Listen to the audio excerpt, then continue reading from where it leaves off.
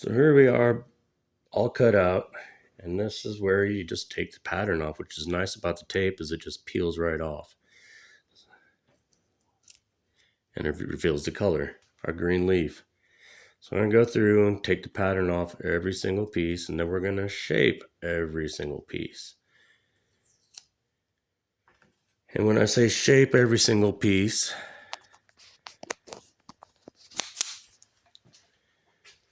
I'll be using a Dremel with a whole bunch of different sorts of attachments, and that just helps shape it.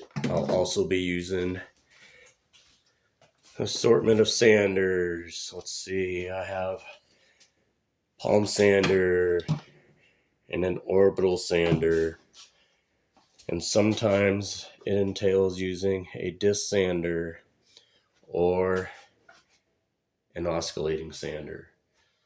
So it does take a few different tools to do intarsia. Oh yeah, and every once in a while you'll need to use a drill press, and I use little micro bits, and you could get those on Amazon.